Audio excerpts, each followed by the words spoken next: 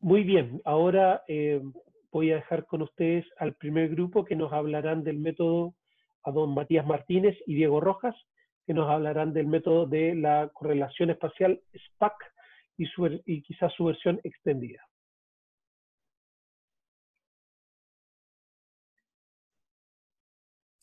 Estoy compartiendo el tiro, profe. Estoy buscando aquí.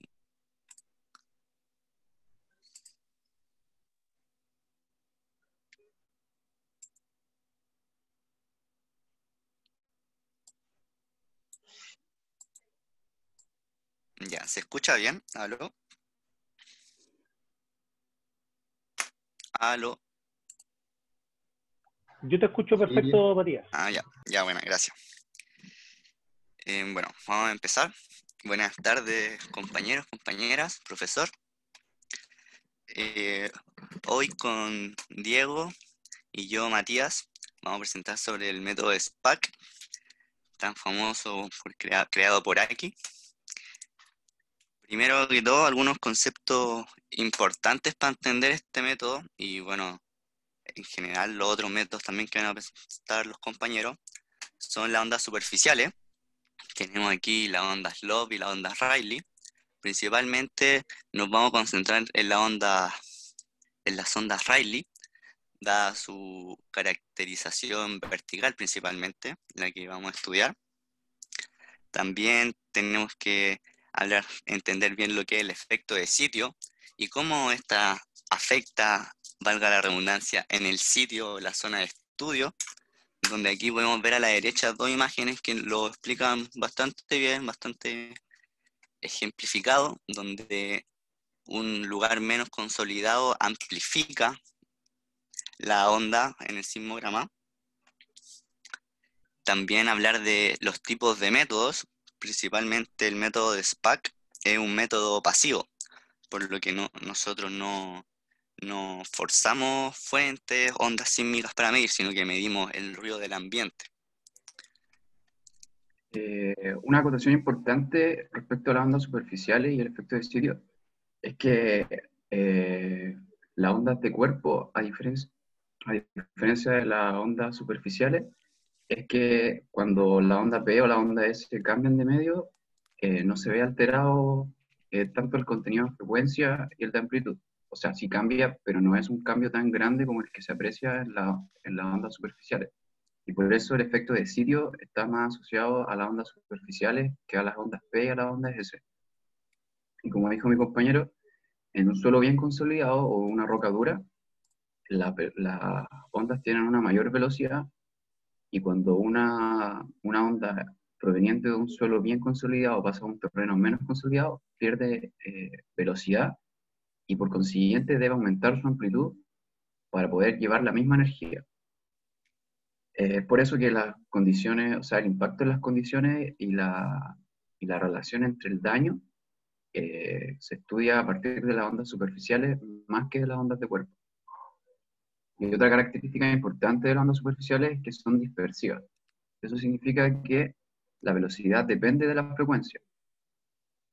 Y en las ondas Rayleigh, primero llegan las ondas que tienen un periodo más largo, porque eso está asociado a una longitud de onda más grande y por ende a una mayor profundidad. Y a una mayor profundidad, la densidad o la compactación del suelo suele ser mayor, provocando que la velocidad de la onda sea mayor. Los tipos de métodos, podemos encontrar los tipos de métodos pasivos y activos. Y la diferencia entre ellos es que los métodos activos requieren una excitación del medio y generan un mayor control de las características de las ondas que se emiten. Con un método activo tenemos la ventaja de que podemos conocer la energía que le otorgamos al sistema para hacerlo vibrar. Tenemos mayor control también de la distancia y esas cosas que nos permiten el estudio. En un método pasivo, el estudio se centra principalmente en la vibración del suelo producto de la actividad humana o de propios fenómenos de la Tierra, y no por fuentes fuentes especiales como en los métodos activos. Otro concepto importante es la correlación. La correlación es un artefacto matemático que nos permite determinar el grado de similitud que tienen dos señales, o en el caso de la autocorrelación, una señal consigo misma, con algún desfase de tiempo o de espacio. Las funciones de Bessel son un tipo de funciones que aparecen en variados casos en la física, y especialmente en las vibraciones de membranas. Y en este caso nos vamos a centrar en el tipo de función de Bessel de orden cero, porque como vamos a ver más adelante, tienen un parecido a la correlación que se encuentra con el método SPAC. Adelante nomás, Mati. Bueno, y a modo de, metiéndonos de lleno con el método, a modo general, bueno, como dijimos recién, el método de SPAC es un método pasivo que principalmente usa la fase y, bueno, ahí después metiendo la matemática usamos el desfase gracias a las transformadas de Fourier para luego hacer las correlaciones.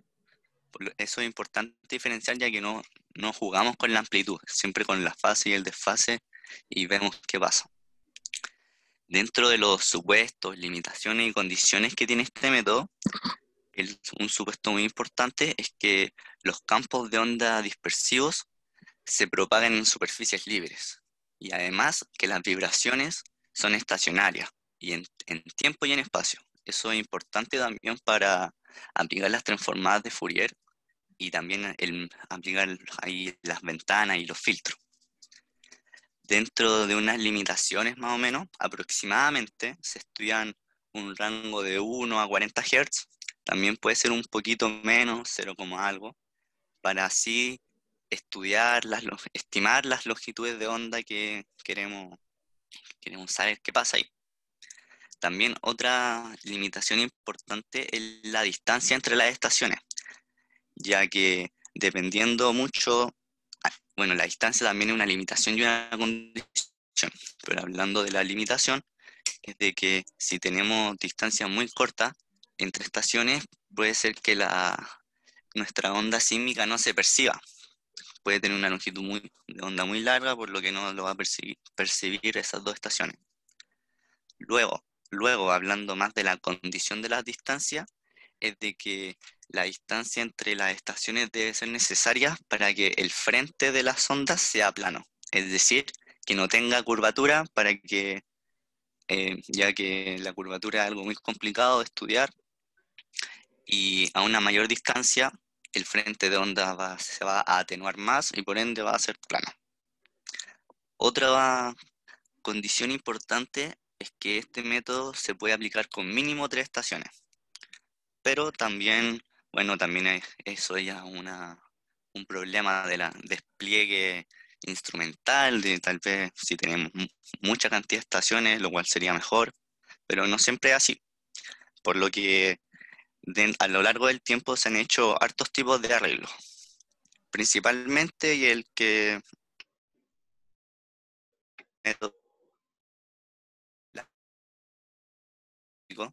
donde tenemos un pseudo círculo de estaciones. Mati, espera que se te cortó un poco, ¿podías decir de nuevo lo que... ¿Aló? ¿Dónde quedé? Lo de mínimo 3 estaciones, que después empezaron a usar otro tipo de arreglos. Ya. Tenemos un mínimo de 3 estaciones como condición, y a lo largo del tiempo hay, bueno, arreglos más conocidos que otros, unos más nuevos, pero el más común es el arreglo circular concéntrico, donde tenemos un pseudo círculo, no necesariamente debe ser perfecto, donde tenemos, bueno, la estación en este círculo y una estación concéntrica. También hay un arreglo triangular, tenemos otro arreglo que es de 2 circunferencias concéntricas, y también hay un arreglo unidimensional. Pero este tiene un problema ya que las velocidades se pueden sobreestimar, así que ahí hay que tener ojo. Y además, al menos hay como una acotación, es que la resolución disminuye para frecuencias bajas. Entonces eso es importante para ver qué tan bien están nuestros resultados.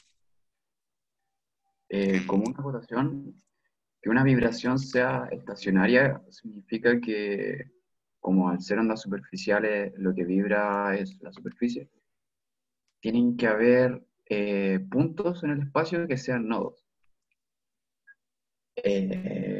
Lo otro es que, como decía mi compañero, es que si es que la separación entre las estaciones generan un arreglo con un radio muy bajo, puede provocar que longitudes de ondas suficientemente altas, que sean mayores al diámetro del arreglo, no sean percibidas por las estaciones, ya que estarían pasando como por encima de la resolución del arreglo.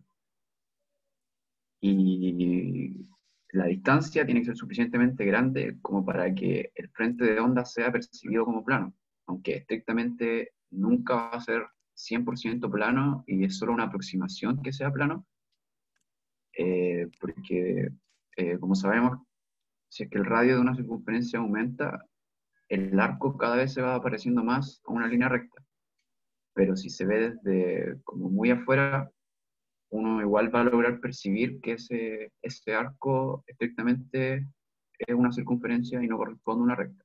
Es por esto que necesitamos que la distancia sea suficientemente grande para que para el arreglo sea percibido como una recta. Y la condición de que sea mínimo 3 estaciones es para un arreglo bidimensional, ya que cualquier objeto que tenga 2 dimensiones tiene que tener al menos 3 vértices, y el más chico sería un triángulo. Y el problema con los arreglos unidimensionales es que si es que tenemos una recta de estaciones y tenemos un frente de onda plano llegando a la recta, nosotros solamente vamos a tener información del frente percibiéndolo como si fuera plano y perpendicular. Entonces, si es que el frente no cumple esta condición de venir de forma perpendicular al arreglo de estaciones, vamos a percibir una mayor velocidad de la que en realidad tiene. Entonces, si hacemos un arreglo unidimensional, siempre vamos a estar tomando una velocidad mayor o igual a la que en realidad tiene, y esto se soluciona tomando un arreglo en 2 dimensiones. Dale, no. Ya, y como habíamos dicho, la correlación mide el grado de similitud entre dos señales. Si es que tomamos una señal y queremos ver cuánto se parece a otra, la correlación va desfasando una señal y la va haciendo moverse hacia la izquierda o a la derecha, si es que en tiempo o en espacio, la va desfasando y viendo cuánto se parece en cada desfase a la señal original. Y esto genera un gráfico, una función, como la que se ve en la diapositiva siguiente, si puedes mostrar, Mati.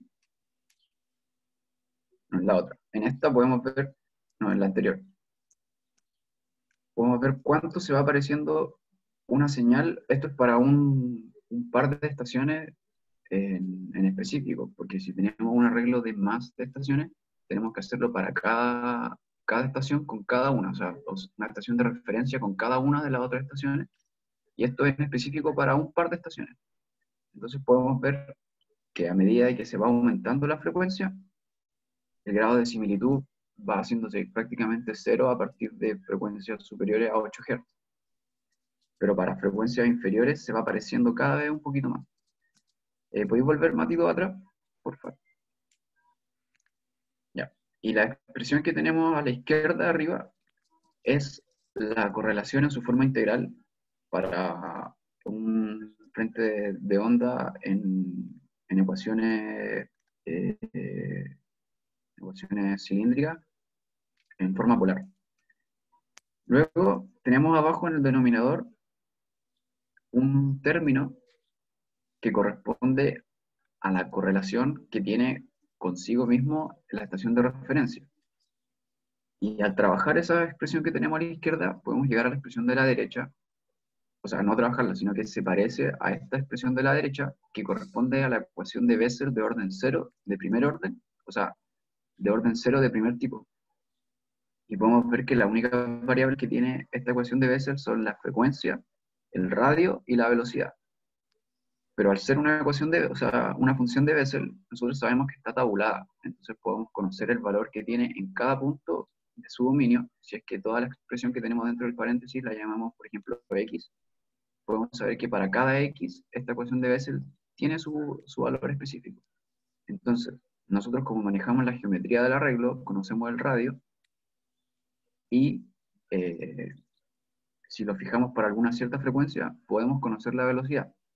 La gracia de hacer la correlación es que nosotros al avanzar podemos conocer el desfase que corresponde entre cada estación, y con eso podemos obtener un tiempo o una distancia.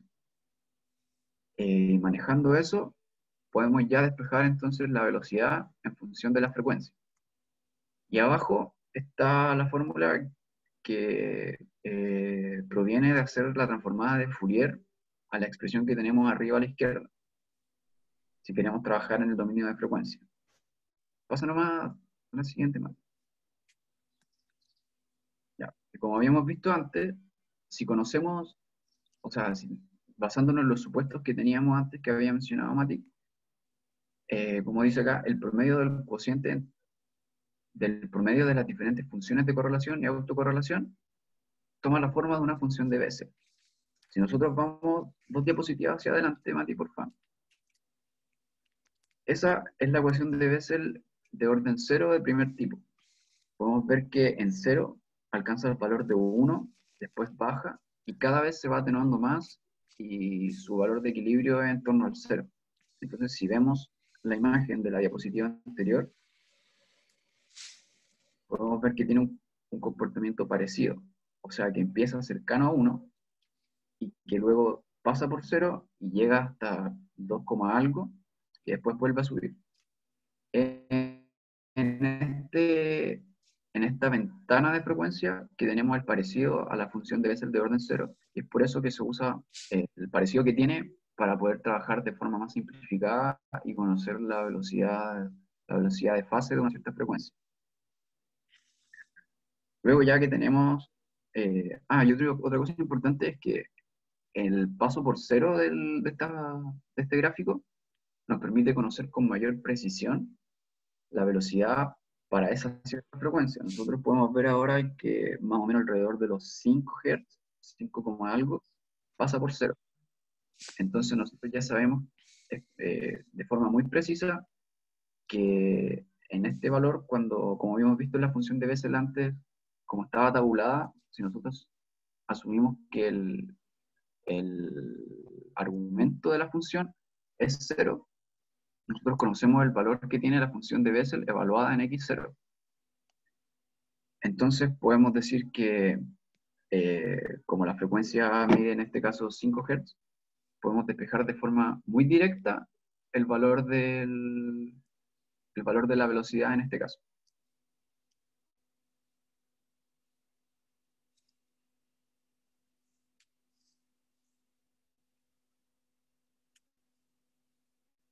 Ya.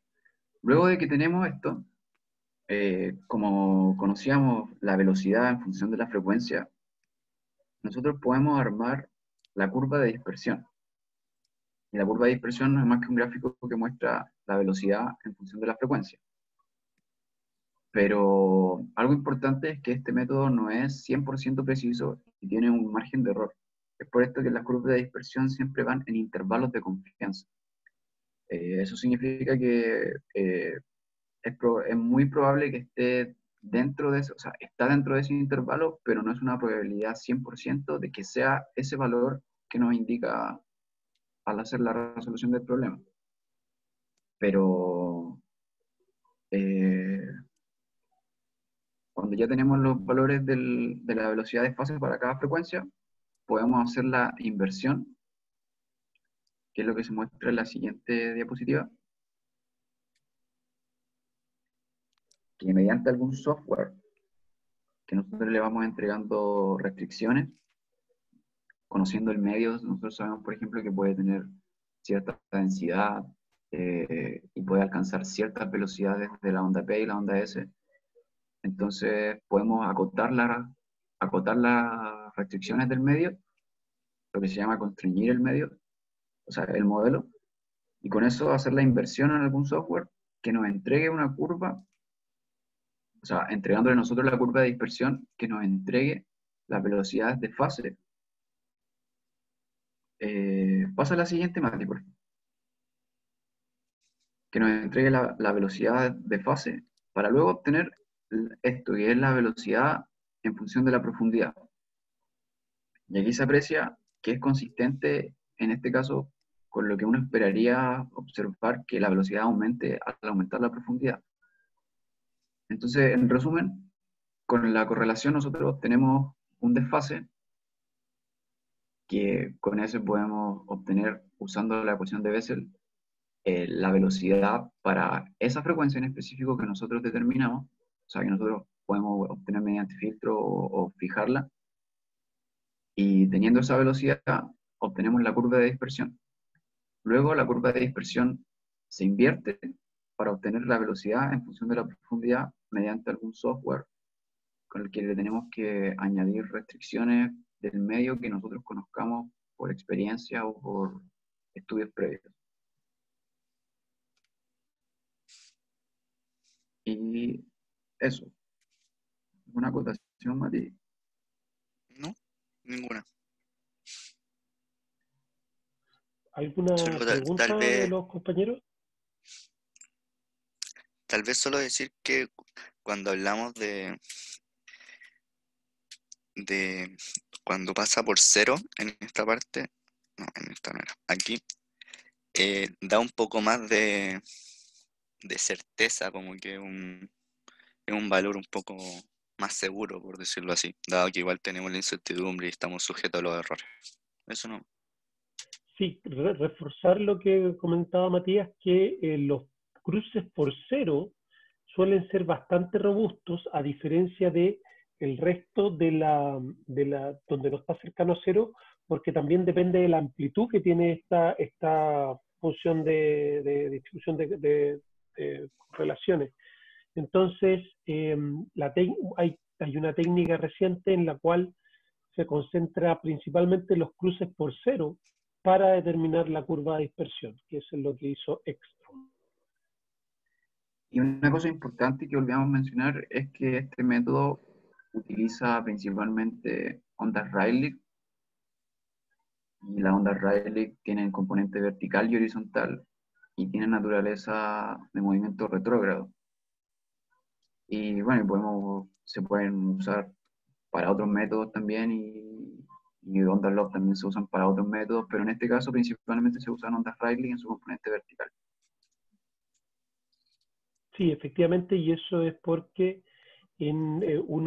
como dijeron sus compañeros también al principio, uno utiliza geófonos verticales, la componente vertical del movimiento, y así está trabajando solamente con ondas Rayleigh, y en la horizontal, porque en la horizontal nosotros tenemos la combinación de ondas Rayleigh y ondas Love.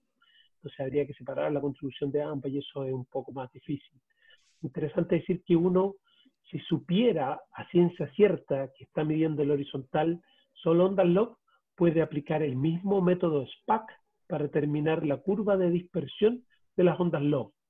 Pero, como les digo, ahí alguien te tiene que decir cuáles son ondas log de lo que tú mides y qué es lo que es onda Rayleigh.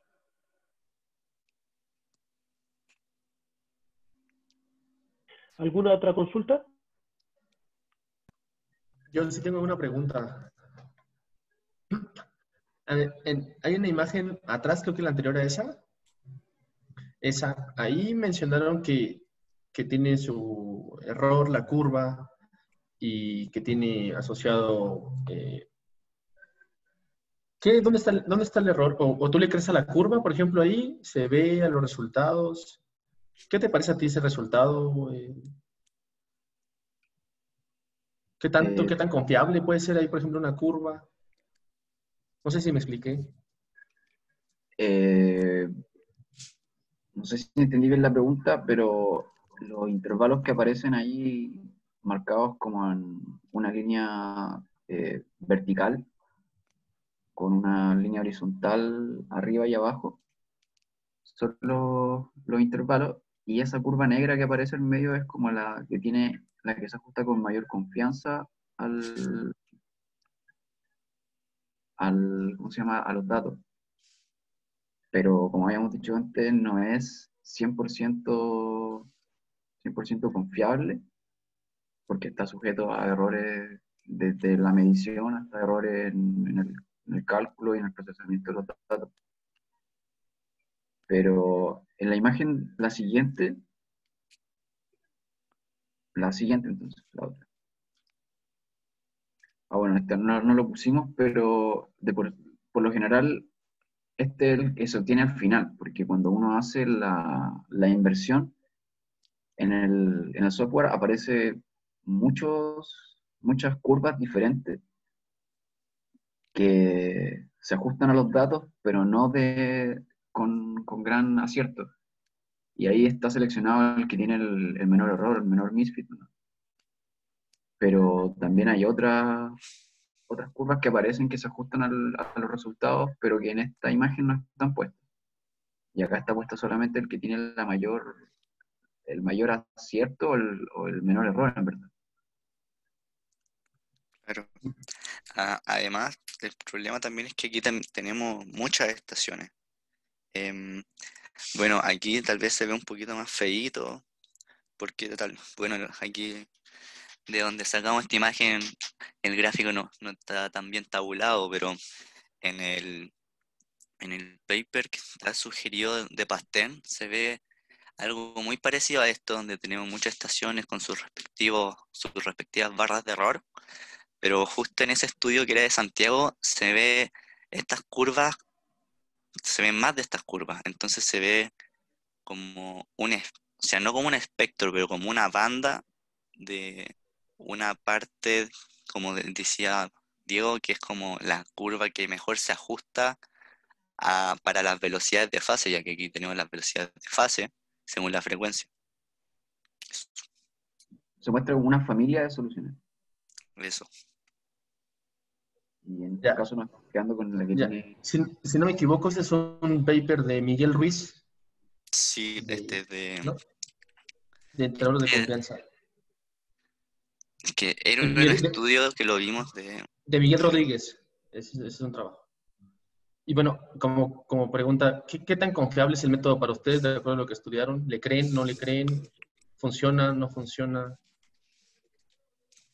Sí funciona, pero para un rango acotado de frecuencia. Si uno quiere estudiar realmente una zona y quiere conocerla de forma detallada, uno no se puede quedar solamente con este método porque está acotado para un intervalo de frecuencia. Entonces, si es que uno solamente hace este método, yo no confiaría demasiado, pero si es que uno hace más métodos y completa la información con otras formas de visualizar los datos, yo ahí sí confiaría. Sí, yo quiero Tú, recalcar en eso también, como que todos estos métodos, bueno, lo dijimos, aquí hay harta incertidumbre relacionada y hay cosas que con este método no podemos como saber muy bien. Por eso, de hecho, em, en el paper que hizo Pastén con el profe, usaron dos cosas, usaron H sobre B y SPAC, y los resultados que tuvieron, todas sus figuras, como que se ve bastante buenos resultados, como el tipo de figura como esta que se ve mucho mejor las velocidades de fase, bien tabuladas, con sus respectivas frecuencias, entonces eso es importante, no hay un super método, sino que es como la integración de lo que es de todo lo que se tiene, ¿verdad? estoy de acuerdo con ese comentario, pero si tú vas a pusieron una función de Bessel, o sea, de autorrelación, donde se parece a una función de Bessel un poquito antes, creo que dos antes que esta. Ahí, ¿Esa? esa. Entonces, lo mencionaron, pero yo quiero hacer énfasis. Como bien dijeron sus compañeros, todos estos métodos son métodos geofísicos, métodos de inversión. Estamos midiendo algo indirecto de las propiedades, que es la velocidad de propagación de las ondas S en profundidad. por lo tanto, siempre hay error. Pero el método SPAC, el intervalo en el cual funciona es aquel en el cual el resultado de cálculo de las correlaciones se parece a una función de Bessel de orden 0. Entonces ellos nos comentaban que la función de Bessel parte en 1, comienza a decaer, tiene un curso por 0, después decae hasta aproximadamente 0,4, como vean el lado de las X positivas de ese, y después comienza a oscilar. Si vamos ahora a ese, si se fijan, este está decayendo partes muy cercanas a 1, muy bien, decae perfecto, no llega a menos 0,4 y después empieza a subir, pero no vemos esa oscilación tan bonita. Entonces, si tú me preguntas a mí, yo le creo acá básicamente, probablemente entre 2 y 5,5 Hz.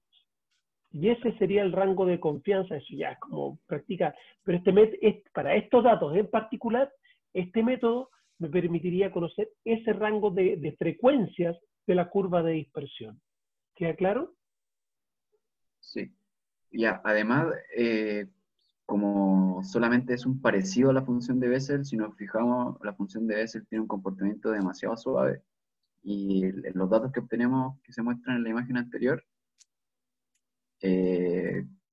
no son perfectamente suaves, entonces ahí también se van perdiendo valores que no son lo que realmente vemos en la función de Bessel. Entonces, como diría el profe, tenemos un intervalo de frecuencias en las que es muy parecida, pero aún así no es 100% parecida, entonces no se puede confiar 100% completamente.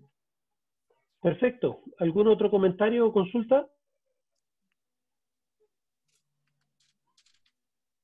Sí, yo tengo una pregunta. ¿Sí?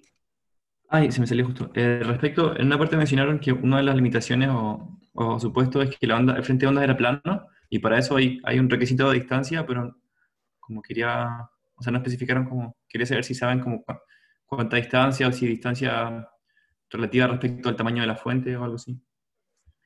No sé. Para eso depende de la longitud de onda que queremos estudiar, como a qué profundidad queremos ver la zona. Si, por ejemplo, nuestra intención es llegar a poca profundidad, basta con que tomemos una distancia no tan grande, porque ya habíamos dicho también que una limitación era el tamaño del arreglo para determinar hasta qué rango de longitud de onda íbamos a poder ser capaces de observar con ese arreglo. Porque si era superior a algún cierto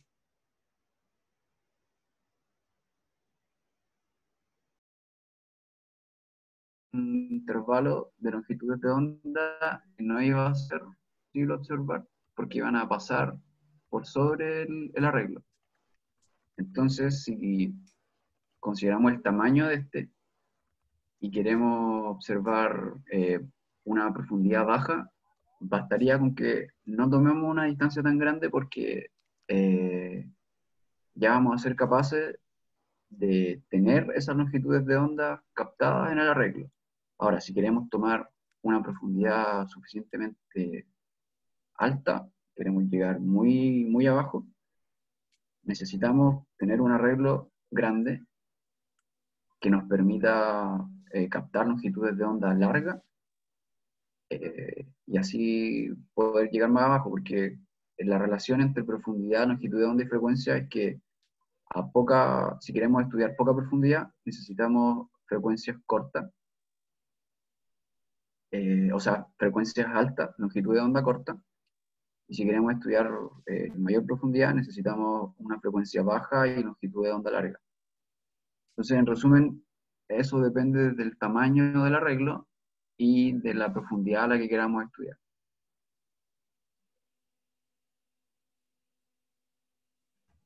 No sé Vale. si me explico. Sí, sí. Vale, gracias. ¿Alguna otra consulta?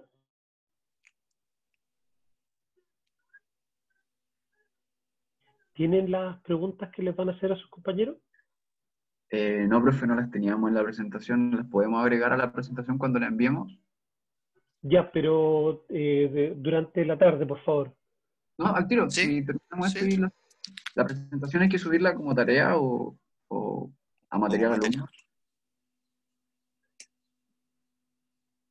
Como súbanlo a material para los alumnos para que todos tengan acceso a ella y todos tengan copia también de Ya. la información.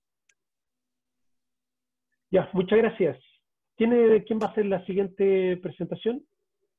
Para invitarlo a compartir pantalla. Yo, profe. Franco.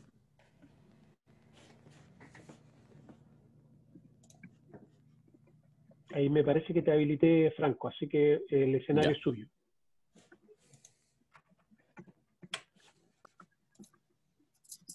Ahí estoy compartiendo, ¿se ve bien o no? Yo te veo bien. Ya, voy a ponerle pantalla. Sí, se ve bien. Ya, estamos. Ya. Buenas tardes, profesor, compañeras y compañeros. Con Franco hoy vamos a presentar el método FK. Vale.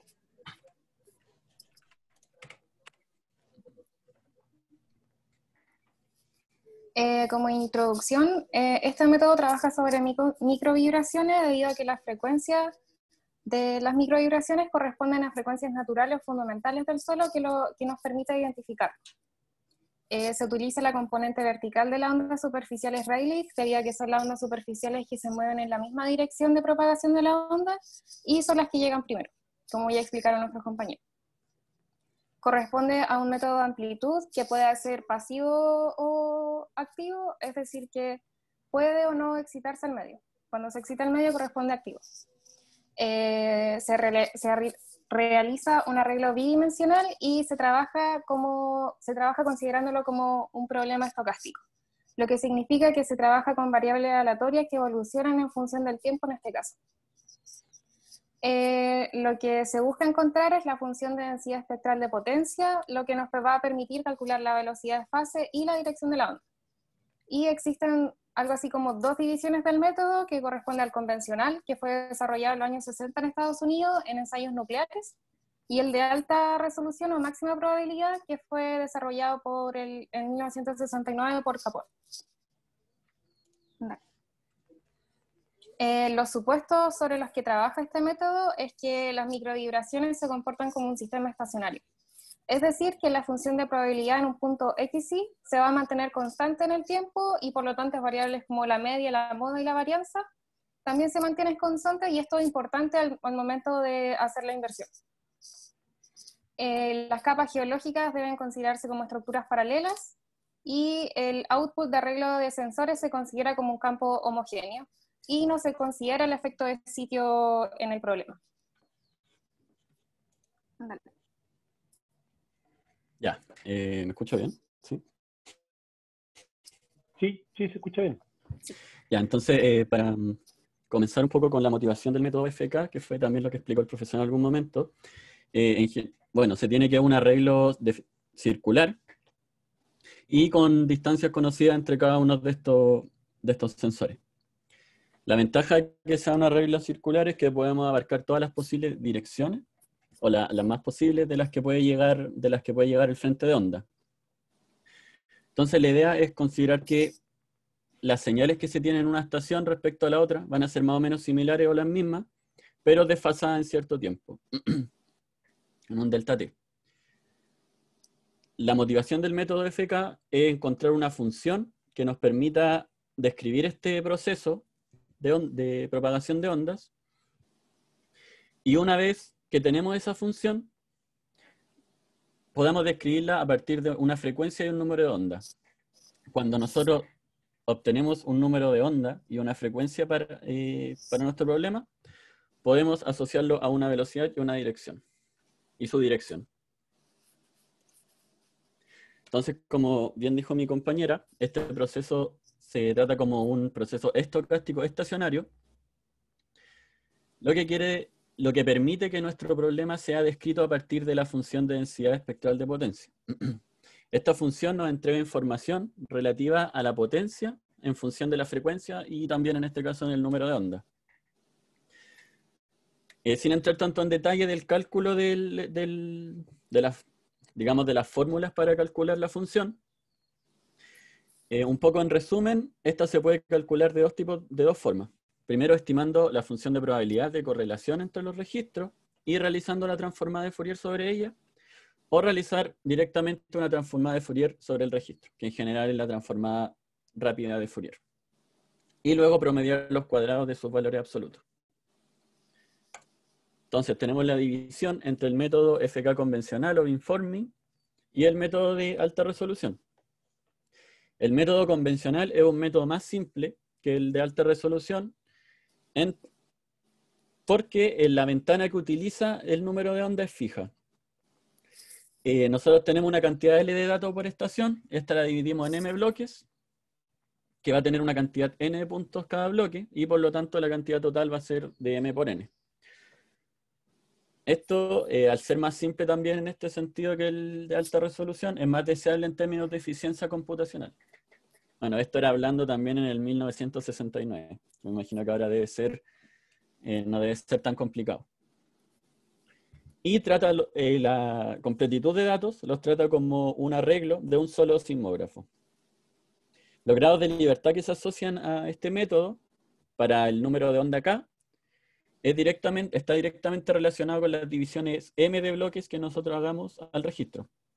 Y si es que obtenemos un número de onda distinto de 0, este va a ser igual a 2 veces la cantidad de bloques. Y si es que obtenemos un número de onda igual a 0, igual al número de bloques. Aquí un dato estadístico que se da en Capón 1969 es que si nosotros dividimos en 36 bloques y obtenemos un número de onda de 72, el 90% de la confiabilidad de los registros de la función va a estar limitado aproximadamente a más o menos 1,2 decibeles. Si es que el número de onda es distinto de 0. Y si es que es igual a 0, el límite es aproximadamente más o menos 1,6 decibeles. El método de alta resolución, o MLM, el número de onda, la ventana que se utiliza en este caso ya no es una ventana fija. Y eso también nos permite obtener una resolución mucho mayor que el método convencional. En este caso, la ventana cambia, su forma cambia, y va a ser una función del número de onda en el que se obtiene la estimación. Otra ventaja es que permite describir de mejor forma cuando nosotros tenemos dos ondas que se pueden estar propagando. Y cuando ya son más ondas, complejiza un poco el problema. Y claro, cuando son dos ondas podemos considerar que las amplitudes de los espectros aproximadamente son la suma de las individuales. Aquí hay una imagen en que comparamos ambos métodos del Capón del 69. A la izquierda tenemos el método convencional y a la derecha el de alta resolución. Entonces, lo que hace el método de alta resolución es un poco eliminando el ruido y es mucho más específico y se ve de manera mucho más clara hacia dónde apunta el número de onda.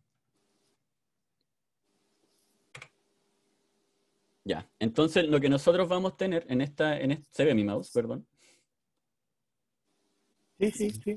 Sí, se ve. En esta imagen de la izquierda estamos obteniendo lo que sería la función de densidad de probabilidad en función de un número de onda en X y un número de onda en Y. Entonces, donde se maximiza esta función es donde nosotros vamos a obtener el número de onda. Esto se hace probando para cada una de las frecuencias. Entonces, para cada frecuencia vamos a tener asociado un número de onda y a partir de la fórmula que vemos acá, obtenemos la velocidad, que es simplemente una división de distancia y tiempo. En este caso, la distancia viene asociada al número de onda, o al inverso del número de onda, y el tiempo al inverso de la frecuencia, que está dado por el periodo. Y bueno, el módulo del número de onda viene dado por su componente en X y en Y. Ya teniendo a cada una de estas frecuencias una velocidad asociada, podemos construir la curva de dispersión. La dirección de la cual proviene la onda, o la dirección de la velocidad, viene dada simplemente por esta relación trigonométrica. Tenemos la componente en X y en Y, y el ángulo se calcula como la inversa de la tangente de la relación entre ambos. Componente en X y componente en Y. El arreglo, como bien mencioné, es un arreglo circular. Este es un ejemplo del arreglo LASA, que se propone en el paper de Capón de 1969. Y la gracia de este arreglo es que tiene una escala regional, una alta escala, digamos, y una escala más baja. Entonces aquí en esta imagen de la izquierda vemos que hay 21 subarreglos compuestos de pequeños arreglos que a la vez son divididos en 25 sismómetros cada uno. Aquí tenemos 21 subarreglos de 25 sismómetros de periodo corto. La distancia que hay entre estos es de 0,5 kilómetros, ¿sí? El radio de el diámetro de estas circunferencias es de 7 kilómetros, y ya a gran escala cada uno de estos subarreglos tienen un diámetro de 200 kilómetros. Bueno, y como ya se ha mencionado también, la distancia máxima y la distancia máxima y mínima que separa estos sensores va a ser las que nos va a entregar los intervalos de confianza de la frecuencia. Bueno, en este caso, al centro de cada subarreglo hay un set de 3 componentes de periodo largo, que vendría siendo la vertical, la norte-sur y la este-oeste. Dependiendo si consideramos el arreglo de periodo corto o de periodo largo, va a ser también cómo tiene que ser el muestreo de frecuencia. Para periodos más cortos, la frecuencia en este caso la muestrearon con una separación de 10, y para periodos largos de 1. Aquí están un poco los resultados. A la izquierda están los resultados de los cálculos de largo periodo, y a la derecha los de periodo corto. Y bueno, en cada una de estas subimágenes, a la izquierda está el método convencional y el método de alta resolución a la derecha. Entonces hay mucho menos ruido y es mucho más claro en el método convencional. Bueno, respecto a los sensores que se utilizan, la resolución que requerimos va a depender obviamente de la separación y de la escala que queramos emplear. En general, para las escalas más pequeñas hay que considerar los sensores de periodo corto o alta frecuencia, y a mayor escala sensores de periodo largo. Y vamos a requerir fundamentalmente medir la componente vertical de la amplitud. Bueno, aquí hay algunos ejemplos de sensores que se han utilizado. En este caso, alrededor de 3 estaciones alrededor de Sapporo, una ciudad de Hokkaido. Bueno, utilizaron un sensor modelo PL73 compacto con un periodo largo natural de 8 segundos.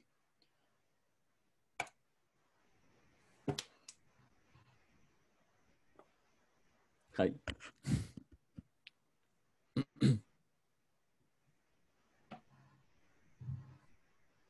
¿Aló, Javi? Sí, no me sale la presentación. Me sale en negro. ¿A los demás les sale la presentación? Ahí sí, ahí sí. Ya, las aplicaciones, el método FK, el convencional, fue utilizado para detectar explosiones nucleares usando una red sísmica con un diámetro de hasta 200 kilómetros. A finales de los 60 en Estados Unidos, y el principio que utilizaban era detectar una onda relativamente fuerte desde un arreglo complejo de microvibraciones. Es decir, trataban de separar las microvibraciones de un evento de mayor energía. Y el método de alta resolución se utiliza en astronomía radial, debido a que es posible sincronizar los registros output en varios telescopios de astronomía radial. Y esto significa, lo que hace es que los telescopios miden energía radial, y si es posible diferenciar entre un ruido y una fuente de energía, que en este caso es una estrella, porque se diferenciarían en que el ruido sería un fondo incoherente, y las señales de radio de estrellas distantes estarían dadas por señales más coherentes. Y esto al final permite mapear las fuentes de energía de radio, y estas fuentes corresponderían a estrellas distantes. Y en la imagen podemos observar que para aplicar el método activo FK va a depender del tipo de energía que utilizamos, y por lo tanto eso va a definir un rango de frecuencias que se va a utilizar. por ejemplo, en la imagen de la izquierda corresponde a una fuente de gran energía, por lo tanto va a tener mayor penetración, y en el de la derecha tenemos una de más baja energía, que lo que va a tener poca penetración y solo va a servir para alta frecuencia. Por ejemplo, y ahí se ve que el de mayor energía no se ve tan afectado por el ruido, y en cambio la de baja energía se nota claramente en la señal dónde está el ruido y el golpe, pero aún así puede ser difícil diferenciar. Dale. Las ventajas que presenta este método es que al ser un método activo y pasivo, permite utilizarlo a distintas profundidades, donde el pasivo se va a utilizar a frecuencias medias, es decir, a mayor profundidad, pero no tanto, por decirlo así, como no tan profundo, y el activo se va a utilizar a alta frecuencia y por lo tanto más superficialmente.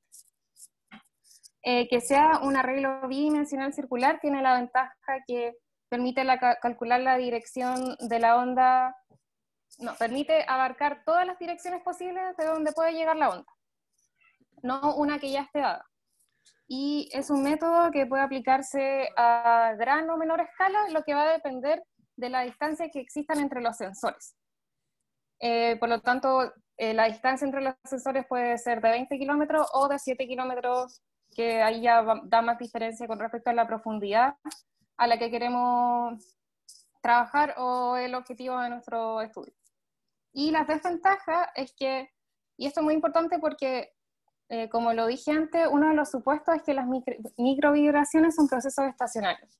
Pero esto no se cumple siempre, debido a que en el dominio tiempo-espacio puede depender de factores como la presión atmosférica, las mareas que varían transicionalmente, y en el dominio del espacio las estructuras subsuperficiales pueden no ser homogéneas.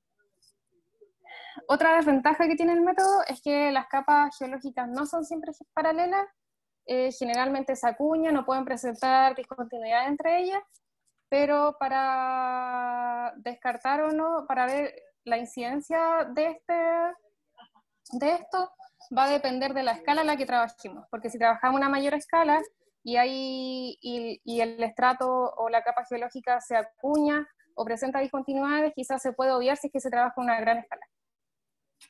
Dale. Y la última desventaja es que no se considera el efecto de sitio, que es lo que explicaba el profe al principio de la clase, ya que como este método se desarrolló en Estados Unidos, ellos creían que en el suelo la señal presentaba un ruido blanco, es decir, que no presentaba una frecuencia fundamental o natural, que sí fue planteada en Japón. Vale. Las referencias que utilizamos principalmente son Capón de 1969, Umire o Jumire en el 2015 y Okada del 2003. Y estas son nuestras preguntas. ¿Cuál es el supuesto más importante en el cual se basa este método? ¿Cómo se calcula la velocidad y su dirección a partir de los números de onda y su frecuencia? Nombrar dos ventajas del método. ¿Cuáles son las diferencias entre el método convencional y el de alta resolución? ¿Qué arreglos se utilizan? ¿Y cuándo y para qué se propuso por primera vez este modelo? Vale. Solo para muchas gracias. Dame un segundo, Javiera, solo para que quede claro la idea. Ojalá que los escuchas tengan posibilidad de preguntar antes de que tú les muestres tus preguntas. Ya, perdón. No, está bien, no te preocupes. Pero bueno, ya la vieron, pero ponte otra transparencia, ya esa, que dejemos esa por metro. ¿Alguien tiene alguna duda?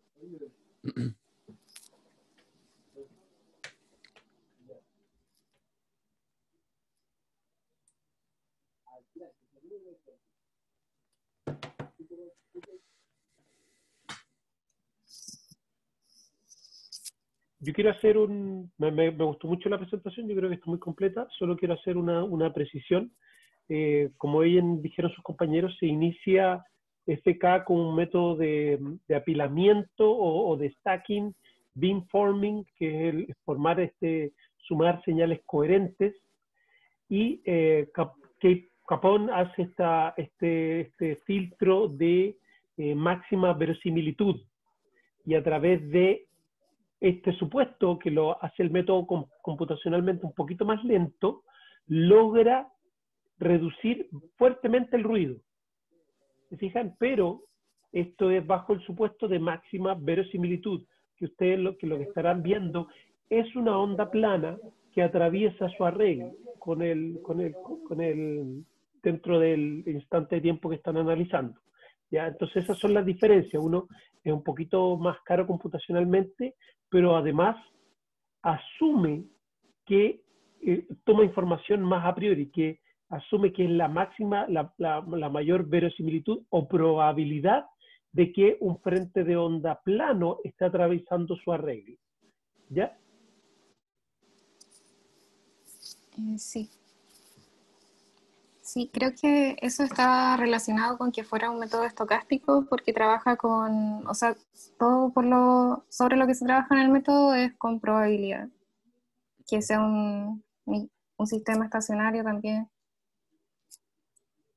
Sí, lo del sistema estacionario es como usted creo, o lo mencionaron, es el hecho de que yo le puedo sacar una foto en cualquier instante de tiempo y la distribución de densidad de potencia no debería variar fuertemente. Entonces, eso que está estacionario en el tiempo, eso quiere decir que no tengo que ir a una hora en particular, y en el espacio, que no tengo una dirección preferente de donde vienen las ondas. Ahora, en general, el método FK puede olvidarse un poquito de la estacionariedad en el espacio. Él puede ser, ustedes mostraron muy bonito el ejemplo del arreglo circular. Ese trabaja con una estacionariedad en el espacio, que todas las direcciones son iguales. Pero también yo puedo hacer un diseño de un arreglo que esté orientado en, por ejemplo, LASA también es un arreglo circular homogéneo, pero posteriormente se dieron cuenta que ellos pueden sintonizar el arreglo para que vea con mayor resolución, con mayor determinación, ciertas direcciones.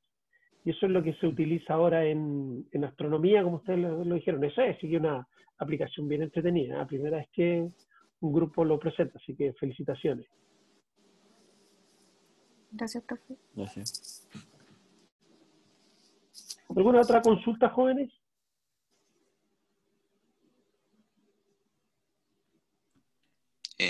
Al menos yo no, profe. Estaba bien claro todo.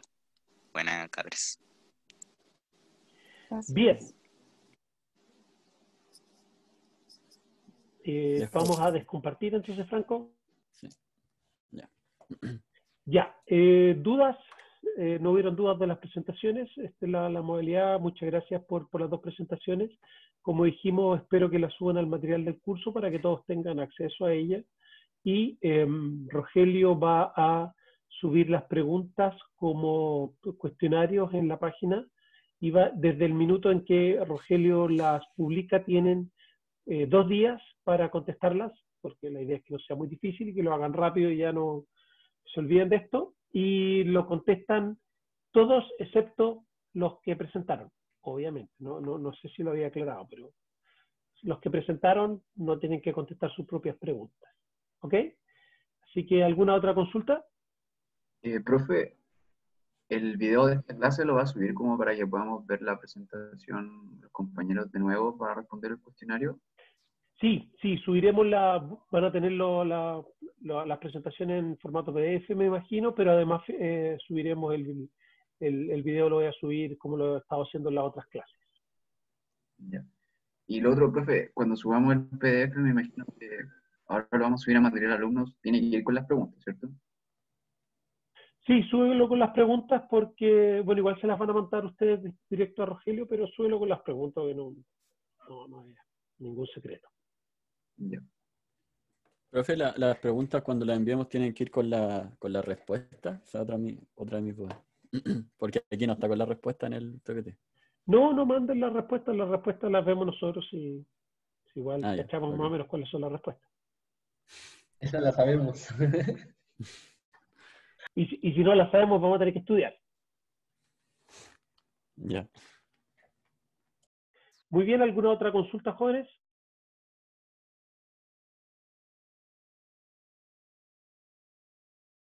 Bien, le reitero la solicitud de subir las presentaciones para que todos tengan acceso.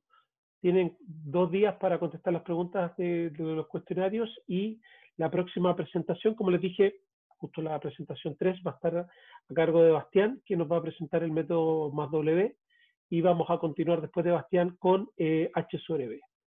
Nos vemos la próxima clase. Profe, no sé si lo dijo, pero las respuestas se las mandamos a Rogelio. No, no es necesario. Si quieren, mándensela a Rogelio, pero Rogelio cacha mucho de SPAC. No, pero me refiero como las que nosotros debemos responder, no las de mi presentación. Ah, no, esas va a ser un cuestionario que está en Ucursos. Y en Ucursos tú te metes ahí, pinchas, y ahí escribes tu respuesta. Ah, ya, genial. Y como Entonces, en ahí, UTEST, ¿sí? sí, como el que hizo de prueba el otro día, el UTEST, que hizo Ya, al buena. principio. Bacán. Sí, claro, como ese. Exacto. Esa es la prueba para hoy. Exacto, porque es como esa que hicimos de prueba al principio para que así tengamos registro de quién cuándo lo contestaron y tengamos todo guardadito y ordenadito.